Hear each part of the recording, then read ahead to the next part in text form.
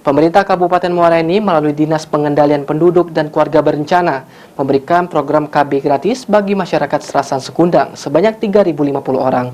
Periode ini berlangsung 21 November hingga 3 Desember 2023.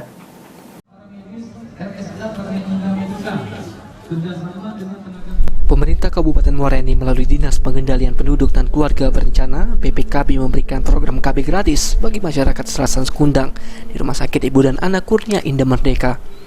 Program KB gratis ini sebenarnya dilakukan serentak di Indonesia, dan untuk Kabupaten Muara Enim ditargetkan bisa memberikan pelayanan KB sebanyak 3.050 orang periode 21 November hingga 3 Desember 2023. PJ Bupati Muara Enim Ahmad Rizali menyampaikan kalau tingkat kesadaran masyarakat untuk menjaga jarak kehamilan dengan menggunakan program KB semakin meningkat. Karena itu penting untuk memberikan perencanaan yang baik bagi anak. Jika jarak kehamilan tepat, orang tua akan bisa memberikan perhatian lebih untuk anak dan membuat perencanaan dan asupan makanan dan pendidikan anak, terutama bagi masyarakat menengah ke bawah. Pelayanan KB ya dalam rangka KBKes PKK ya. Memang KB ini suatu kebutuhan yang sudah merupakan bagian dari kehidupan masyarakat kita ya. Dengan KB ini kita harapkan memang idealnya 2 anak saja ya. Tapi kalaupun lebih dikit jangan banyak ego kan, ego ya kan.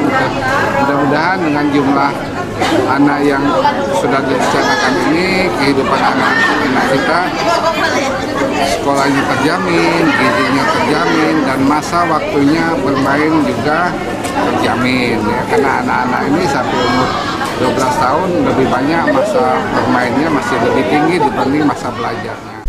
Program KB sendiri selain berguna untuk perencanaan pendidikan juga bisa untuk menekan angka stunting.